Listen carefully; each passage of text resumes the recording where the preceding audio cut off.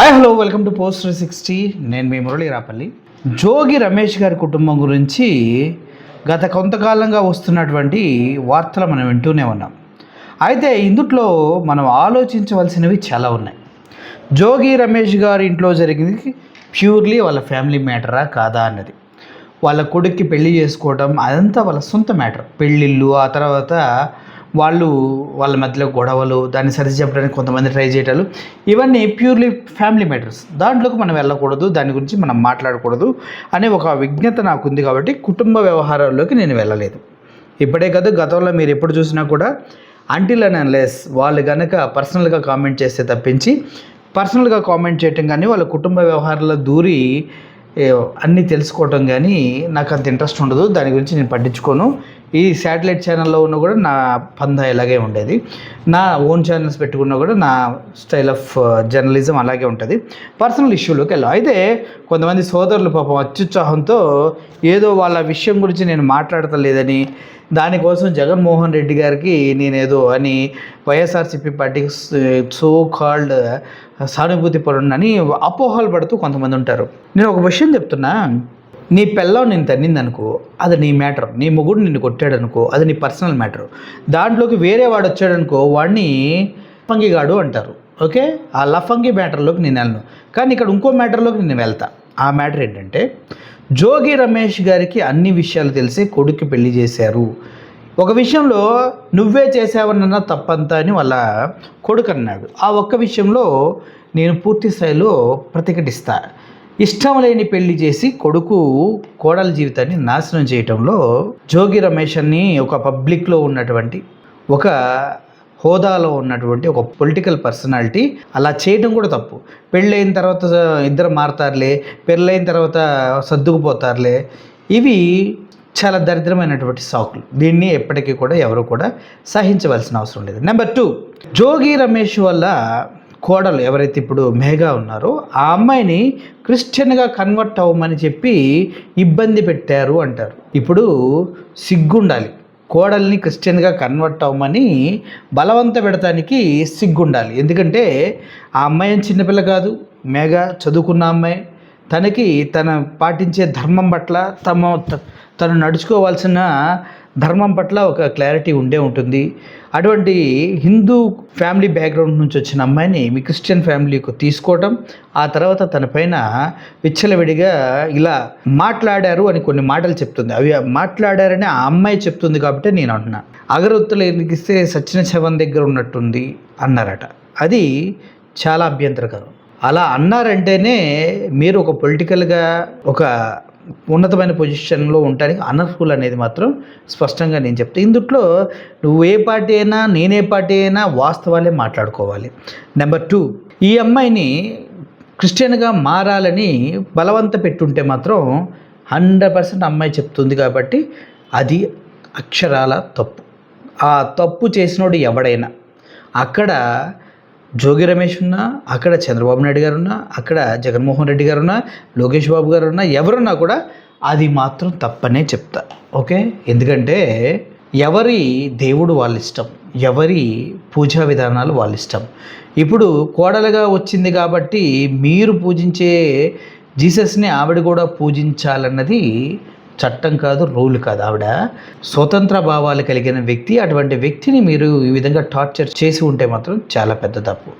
And ఇంకొక అసలు విషయం నేను మీకు చెప్తూ ఉన్నా, ఆ అమ్మాయి వాళ్ళ అత్తగారు తనతో ఫోన్లో మాట్లాడిన సంభాషణ కూడా నేను విన్నా. నా కొడుకుని సరిగా చూసుకోవట్లేదు, గౌరవం ఇవ్వట్లేదు, అది ఇవ్వట్లేదు, ఇది ఇవ్వట్లేదు అని 2 కోట్లు ఫార్చ్యూన్ కార్ ఏదో మాట్లాడింది ఆవిడ. అది ముమ్మాటికి తప్పే.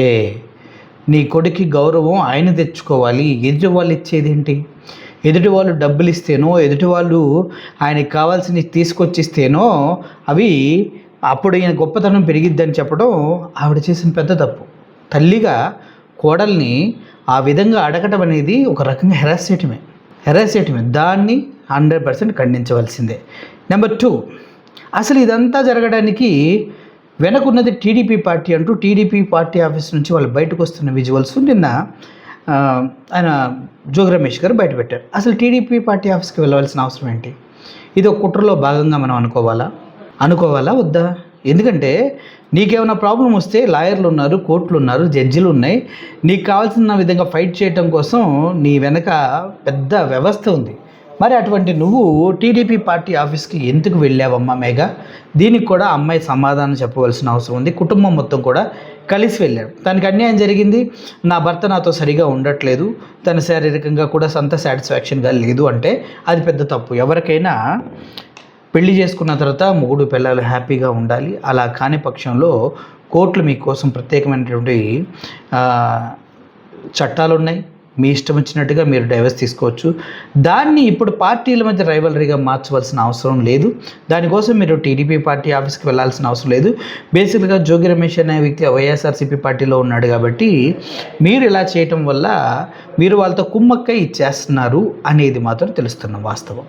ఒకవేళ టీడీపీ వారితో మీరు కుమ్మక్కు కాలేదు అంటే ఆయన ఎవరైతే పార్టీ అని పేరు మర్చిపోయాను, సో ఆయన కూడా మీడియా ముందుకు వచ్చి స్పష్టంగా చెప్పడం జరిగింది, నేను ఎవరి కుటుంబ విషయాల్లో కలగజేసుకున్నాను. Very good. కుటుంబ విషయాల్లో కలగజేసుకోరు. ప్రత్యర్థుల పార్టీలో ఒక ప్రాబ్లం ఉన్నప్పుడు వాళ్ళు మీ పార్టీ ఆఫీస్కి వస్తే మీరు కనీసం దాన్ని ఎందుకు ఎంటర్టైన్ చేశారనేది మ్యాటర్. ఎవరైనా రావచ్చు మా పార్టీ ఆఫీస్లోకి సార్, ఎవరైనా రావచ్చు. ఇది పార్టీలకి ఎవరు వస్తారు ఎవరు పోతారని లేదు. కానీ ఆల్రెడీ గొడవ జరుగుతున్నప్పుడు పార్టీ ఆఫీస్కి పిలిచి సెటిల్మెంట్ల గురించి మాట్లాడటం తప్పు కదా. వాళ్ళ భార్యాభర్తలు, వాళ్ళ కుటుంబ సభ్యులు వాళ్ళు చూసుకుంటారు, మధ్యలో మీరు వచ్చారు, ఓకే, ఇంకా అదో అయిపోయింది. కానీ ఇక్కడ కోడల తాలూకు కుట్ర కూడా ఉంది. ఒకసారి ఆలోచించండి. ఏంటంటే వాళ్ళ అత్తగారు టీవీలో ప్రేయర్ చేసుకుంటూ టీవీ ముందు కూర్చుంటే ఈవిడ అది సీక్రెట్గా ఎందుకు రికార్డ్ చేశారనేది చెప్పాలి. ఎందుకంటే ఎప్పటి నుంచో ఈ ప్రణాళిక జరుగుతుంది.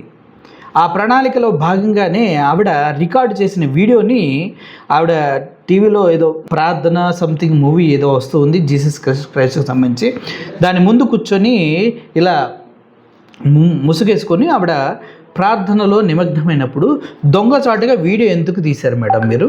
అంటే మీ ఉద్దేశంలో ఇలా చేయాలి, ఇలా అన్పాపులర్ చేయాలి, ఇదంతా స్కెచ్ ముందే నడిచింది.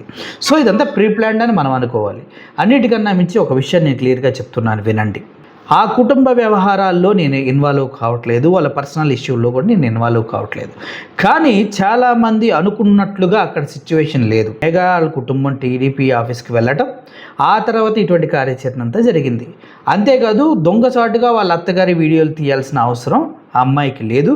అండ్ వాళ్ళ అత్తగారు మాట్లాడుతున్నప్పుడు ఆ ఆడియోలు రికార్డ్ చేయాల్సిన అవసరం కూడా ఆ అమ్మాయికి లేదు. కానీ ఆడియోలు రికార్డ్ చేసింది, ఆ వీడియోలు తీసింది, అన్ని ప్రూఫ్లు పెట్టుకొని ప్లాన్ ప్రకారం ఇది ఎగ్జిక్యూట్ చేశారు. Okay, well and good. మీ ఆధారాల కోసం మీరు చేశారు. కానీ మీ భర్తతో మీకున్నటువంటి రిలేషన్ తెంచుకోవాలనుకున్నప్పుడు మధ్యలో వేరే పార్టీలను ఎందుకు తీసుకొచ్చారు? ఒకవేళ ఈ జోగి రమేష్ గారు కానీ వీళ్ళంతా కూడా క్రిస్టియన్స్ అయి ఉండొచ్చు. అది తెలిసి కూడా మీరు ఎందుకు వాళ్ళ కుటుంబంలోకి వెళ్ళారు? అధికారం ఉందనా? అండ్ ఇక్కడ చాలా మిస్అండర్స్టాండింగ్స్ ఉన్నాయి. రెండు కుటుంబాల మధ్యలో ఒక లైన్ అనేది ఇద్దరు క్రాస్ చేయటం జరిగింది.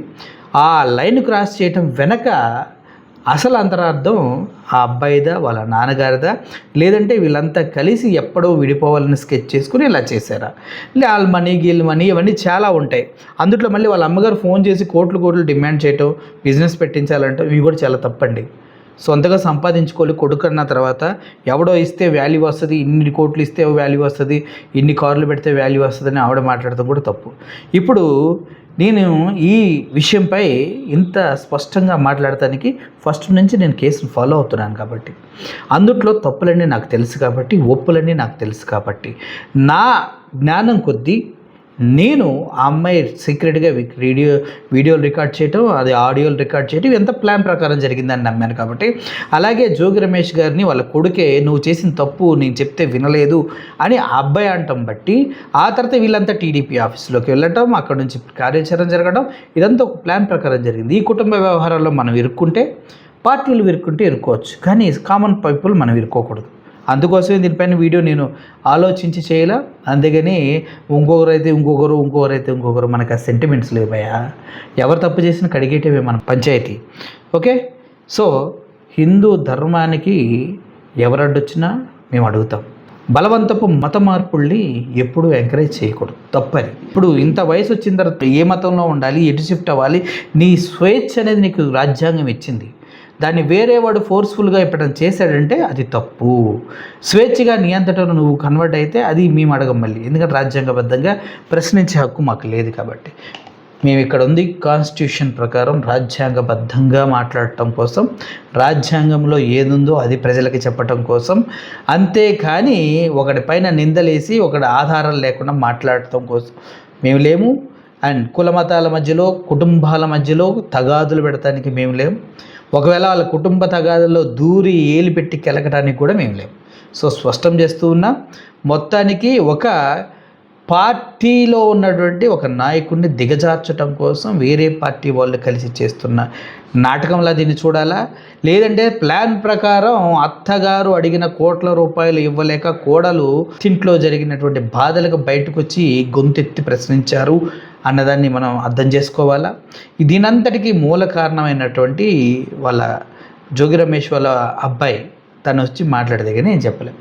సో ఏదేమైనప్పటికీ జీవితం ఎవరి జీవితం వాళ్ళ ఇష్టం, అలాగే బ్రతికినిద్దాం. Thank you for watching this video. బాబు, మీ నాన్న దగ్గరికి వెళ్ళి ఈ వీడియో ఒక వ్యక్తి చూస్తాడు, నా ఫ్యాన్ అంట ఆయన, ఆ ఫ్యాన్ కోసం నేను వీడియో చేయాల, వాస్తవాలు ప్రజలకు చెప్పాలని చేశా.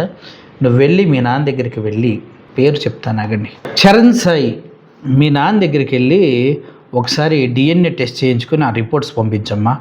ఎందుకంటే నువ్వు అడిగావు కదా దీని మీద వీడియో చెయ్యి అని, చేస్తే మీ నాన్న దగ్గరికి వెళ్ళి మీ నాన్నే మీ సొంత నాన్న అనే ఒక విషయం పైన DNA టెస్ట్ చేయించుకుని అడుగు. నేనే అడిగానని చెప్పు, ఓకేనా?